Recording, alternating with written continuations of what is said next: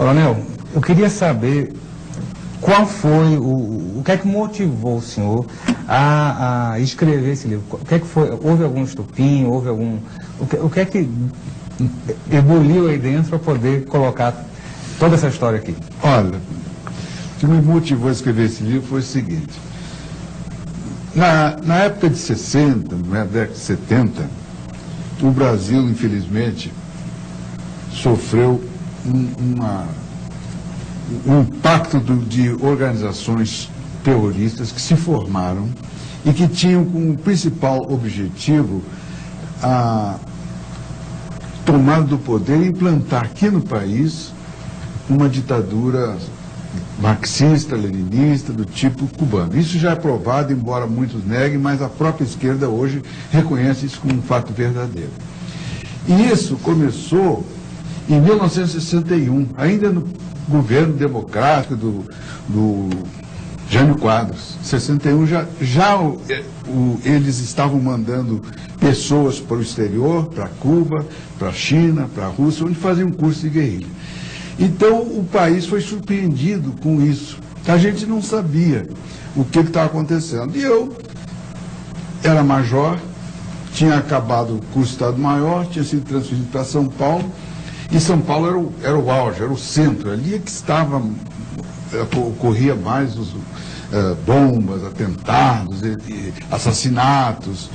Eles já haviam jogado uma bomba no quartel-general do 2º Exército, estava lá... Foi aquele caminhão que entrou? Um caminhão que entrou, morreu o soldado Marcos Filho, estraçalhado. Por sorte, não houve um desastre maior, porque o caminhão bateu num poste e ficou do lado de fora e a bomba não explodiu dentro do quartel. Uma coisa, um relato, interrompendo, um relato que eu fiquei impressionado, que eu vi no livro, é que eles tiveram a cara de pau de dizer que tinham colocado um cartaz na frente do caminhão dizendo que tem bomba, uma coisa assim. Atenção, explosivos, afaste-se. Ora, de noite, um caminhão entrando, ia dar tempo, isso aí é ridículo, né? Mas bom, então o que aconteceu? Eu fui chamado como major naquela época para comandar um órgão que estava sendo criado. E esse órgão foi criado também no Rio de Janeiro, foi criado em Porto Alegre, foi criado em Curitiba, em Recife. Chamava-se Destacamento de Operações de Informações, o DOI. DOI. Bom, e lá eu comandava cerca de 400 homens. E a maioria era da Polícia Militar do Estado de São Paulo, a direção era do Exército e eu era o comandante. Então, nós entramos em combate com essa gente, né? Mas tivemos sorte porque no Brasil todo, que se combateu, morreram de ambos os lados 500 pessoas. Na Argentina, que houve a mesma coisa, foram 30 mil mortos. No Uruguai, pequenininho, 4 mil. E por assim foi. Mas no Brasil, eu acho que nós tivemos muita sorte e só sobre a maneira que nós conduzimos o combate, a maneira adequada, como fomos levando, de modo que chegamos a isso. Então, eu comandei esses homens que estavam lá. E o que me revoltou é que quando a gente derrotou esse pessoal, nós estendemos a mão para eles. Veio a anistia, pedra em cima disso, e vocês retornam para o Brasil, aqueles que fugiram e tudo, e vamos continuar. Essa época foi a época que João Figueiredo... Foi da época do Figueiredo. Só que eles... Pois não. A anistia geral e restrita, não é? Essa frase... Exatamente. Essa foi a bandeira dos próprios militares, né? Que a esquerda parece que usou como se fosse uma proposta dela. Geral e total e restrita. Não, a exigência foi deles.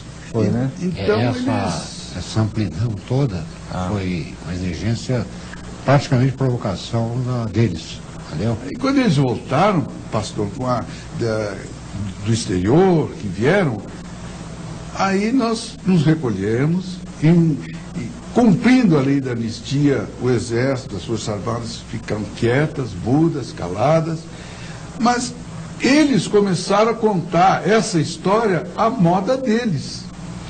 E eles foram muito inteligentes e foram formando, os formadores de opinião eram todos formados por eles, porque eles foram ocupando vagas nas universidades, no jornalismo. Só uma pergunta então, Coronel, toda a literatura da escola e toda a informação a nível escolar foram feitos por eles. Foi feita por eles. O Brasil, olha, os professores nossos, houve agora recentemente uma pesquisa que eu estava vendo, os nossos professores, 82% deles são admiradores do Che Guevara. E eles, 30 são do Luiz Inácio Lula da Silva, do presidente, porque eles acham que o presidente é de direita. Imagine a senhora, como é que estão os nossos formadores de opinião, o que eles têm na cabeça Isso hoje. é até uma pesquisa recente agora, né? Agora, atual. foi feito recentemente. Então, eles estão formando a cabeça da nossa juventude, fazendo uma lavagem cerebral com fatos que não são verdadeiros. Então, eu resolvi escrever esse livro e vou contar a história como foi, como eu vi, como eu vivi. Como é que foi a resposta das pessoas nesse livro? Olha, graças a Deus tem sido muito boa. Olha, aqui em Brasília, a noite do lançamento do livro aqui em Brasília, eu não me lembro mais, não me recordo, mas eu acho que foram mais de 300 ou 400 pessoas, você vê para falar, né? No Rio de Janeiro. Eu já está na 4ª edição, são 12 mil exemplares. Quem lê... Um livro bom desse. No Brasil, que lê pouco. Isso que eu Em pouco tempo, já está na quarta edição. E sabe outra coisa? Eu tenho que dizer para o senhor também o seguinte, apesar do boicote da mídia, que os jornalistas não vê na parte dos jornais que tratam de livros, só não vê uma palavra a respeito desse livro. A verdade continua sufocada? Não vê Não tentou sufocar. E ele esteve em 3º lugar em venda no Brasil. 3º livro mais vendido no Brasil, teve várias semanas e não tocava em nada. Uma vez um jornal do Rio de Janeiro deu uma notinha pequenininha que estava em 3º aí que eu descobri. E a mídia sufocou, não deixa. As livrarias se recusavam a vender. Poucas livrarias aceitam vender o livro. Então é com muito sacrifício que a gente faz chegar nas pessoas, porque eles não querem que esse livro chegue. Mesmo assim, já vou para a 5ª edição agora, se Deus quiser. Então a opinião pública do Brasil foi manipulada? Eu sim, acredito que sim. Infelizmente sim. General Azevedo, o que é que foi viver naquela época? Olha, naquela época eu estava saindo da Academia Militar das Agulhas Negras. Eu fiz parte do contingente que praticamente se interpôs entre tropas que vinham do Rio de Janeiro em direção a São Paulo, e as que de São Paulo a embarrar. Então foi uma fase muito bonita, porque o meu comandante, o comandante da Academia, Médici, ele praticamente deu oportunidade a nós cadetes a tomarem um partido, entendeu? E foi muito importante. Alguns que não sabem bem da história acham que é derramamento de sangue. Não é verdade. Nós entramos armados, equipados, preparados para barrar as tropas que vinham do Rio de Janeiro. Então essa foi a minha participação inicial, entendeu? E a partir daí servi em várias atividades. Porque se fala muito, quando hoje a gente lê alguma coisa, quando a imprensa, a mídia, e as pessoas falam assim no período da ditadura militar. Mas quando a gente começa a ver, foi uma contra-revolução. Porque o que estava sendo feito na época era uma revolução comunista. Eu acho que esse papel foi meio trocado. Quer dizer, o que vocês na época fizeram foi barrar uma revolução. Com certeza. Porque dos relatos que eu vi, a proposta era matar, ou seja, o poder a qualquer custo. Entendeu? Se tivesse que matar, porque mataram muitos militares, não teve alguns ataques desses? Teve. O objetivo deles, se tomassem o poder naquela ocasião, e isso está escrito nos livros deles, Jacobo Gorenia, que é um grande escritor que eles têm, que publicou já um livro que está na 4ª.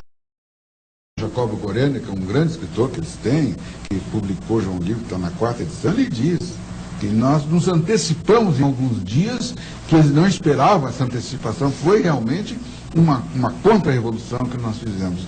Agora, os resultados teriam sido muito diferentes. Se eles tivessem vencido, seria como foi em Cuba, lá com o Fidel Castro.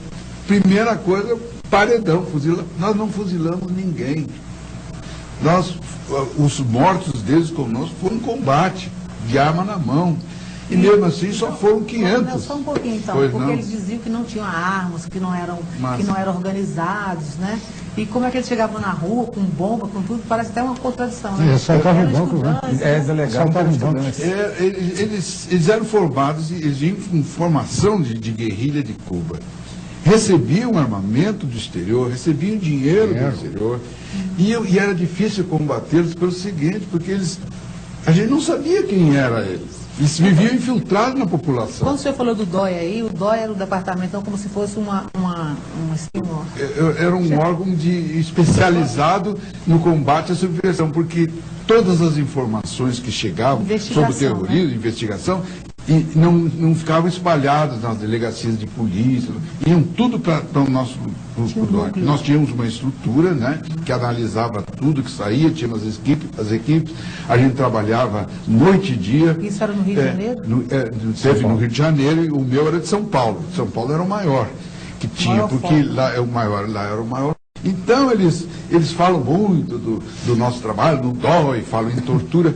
Olha, eu vou lhe dizer uma coisa. O senhor já viu esse livro? Sim. O senhor viu o livro daquele rapaz que recebeu um tiro aqui no pescoço, um terrorista? O que ele escreve? Lá nós tínhamos, quando eu estava lá comandando, tinha uma moça que o marido morreu e ela chegou, foi presa. Tinha uma moça que era menor também, né? Tinha. 16 anos. Fiquei boba com essa aí. Qual é? Eu não lembro, eu sou ruim de guardar. Sim, mas o que me chamou a atenção foi isso, porque ela era casada com uma pessoa aí, ela tinha 16 anos na época, né? E ela foi, acho que, anistiada por causa da idade, e outros também. Comunista. Mas essa moça, ela chegou e foi num tiroteio que o marido dela morreu numa blitz, que eles estavam com um carro vindo de um treinamento de bomba, e até uma delas foi lançar bomba e perdeu a mão, e eles estavam vindo e houve uma blitz da polícia, da polícia militar, e houve aquele tiroteio e o marido dela morreu. E ela levou um tiro assim na testa. E quando ela levou aquele tiro, aí me chamaram, olha, é terrorista, não sei o quê. Eu levei essa moça para o Hospital das Clínicas e ela ficou boa, porque o tiro foi superficial, sabe? Mas acontece que logo depois que ela voltou, ela me chamou e disse, Major, estou grávida. Aí eu falei, a senhora está grávida? Mas como? Não, porque diziam que a gente estuprava as mulheres, eu jamais eu permiti uma coisa dessa. Sou cristão, sou humano, isso jamais eu permitiria. Mas bom, não, Major, eu estou grávida do meu marido. Tá, muito bem. Então vamos mandavam para o Hospital das Clínicas, ela foi, fez exame, então, constatamos a gravidez. E junto que estavam todas presas. Eu botei todas nos meus lugares, ela está grávida, vocês vão ficar juntos aqui. E ela foi, a gravidez foi aumentando, foi indo, né? Foi andando. Nesse meio tempo, eu falei para minha mulher, olha, tem uma mulher que está grávida lá, não sei o quê. Me leva lá, eu quero dar assistência, está presa. Não vai, até que acabou indo lá. Bom, chegou... Essas mulheres sempre conseguem. E fizeram um conhecimento, não digo amizade, um conhecimento. E essa mulher, essa presa, a grávida, dizia assim para minha mulher, a senhora nunca me diga onde a senhora mora. A senhora nunca me diga o seu nome completo.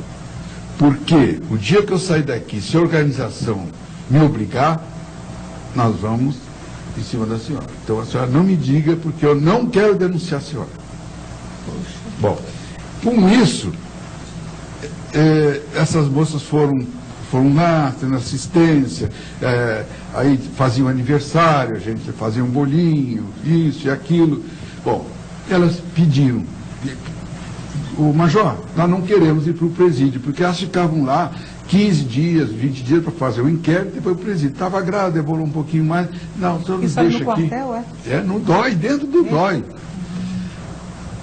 Olha, eu vou lhe dizer, minha senhora, a criança, ela ficou grávida, a criança, vou ganhar o filho, foi para o Hospital das Clínicas, compramos um enxoval, fizemos uma lista, minha mulher foi lá, levou flores para ela, ganhou o neném, e todas as presas, em vez de ir para o presídio, ficaram até essa criança nascer com ela. No dia que a criança nasceu, ficou no Hospital das Clínicas, ela veio, aí já não podia ficar uma criança lá. Eu mandei todas para o presídio e com um pedido meu para que ficassem todas juntas. E foi o que aconteceu. E essas pessoas hoje dizem que eu sou um torturador delas. Entendeu? Então, esse povo mente. O senhor acha que é por causa de dinheiro, eles são pagas para isso? Não, é a ideologia. O Mário Lago, aquele artista que morreu, que eu gostava muito até do Mário Lago, era um ótimo artista, e ele era um comunista de carteirinha. E ele sempre dizia, quando você sair da prisão, sempre diga que foi torturado. Quando você sair da prisão, sempre diga que foi torturado. General, você vai falar. Eu gostaria de dizer alguma coisa só para complementar o que o nosso coronel falou. É que quando o coronel foi convidado para comandar o DOI-CODE, ele basicamente foi convidado pela capacidade dele. Era um homem de confiança, um homem leal, um homem trabalhador, enfim, reunia condições para esse convite, porque era um convite honroso. É como uma missão qualquer, vai servir em qualquer lugar. Você é convidado, às vezes é convidado, outras vezes é designado. No caso do DOI-CODE de São Paulo, como era uma organização muito forte, ele com certeza foi convidado pelas qualidades dele. Mas eu estou comentando esse fato pelo seguinte, quando eu estava, nessa época eu seria no Rio de Janeiro, eu cheguei a ser convidado, não para dirigir o DOI lá do Rio de Janeiro, mas para ser um dos integrantes. Então hoje, quando eu vejo a pecha que o coronel Ustra recebe, sendo atacado até por pessoas que flagrantemente ele até auxiliou, ajudou. Isso poderia ter acontecido comigo. Poderia ter acontecido com qualquer um militar que naquela oportunidade fosse major, tivesse em condições de comandar, tivesse naquela fase. Estava cumprindo Você entendeu? O que eu digo é o seguinte, antes de tudo, hoje o que ele passa, acusações falsas, torturador, essa peste é uma vergonha. Ainda bem que ele tem uma família que está atrás de um amparo, mas, puxa vida, é difícil. E eu me coloco no lugar dele, porque eu poderia estar no lugar dele, literalmente. Eu poderia ter sido o Major Azevedo, o Coronel Azevedo, que teria comandado o DOI-CODE de São Paulo, o DOI-CODE do Rio de Janeiro, e depois ficaria a minha palavra contra a sua. Ela perguntou qualquer coisa, mas esse pessoal, olha, o Brasil já gastou em torno de 2 bilhões de reais com indenizações. Algumas agora, Ziraldo, delas para bandidos. Leia-se uma coluna do Hélio Castro, se não me falha a memória, sobre o Diógenes. Naturalmente, é preciso, para justificar esse dispêndio de recursos, de dinheiro, essa pecha, nós fomos estruturados, nós merecemos isso aí. E, além disso, existe nitidamente, porque sempre as Forças Armadas e o Exército em particular se opôs contra esse pessoal, que elas sejam desmoralizadas. Não é à toa que muitas vezes surgem esses problemas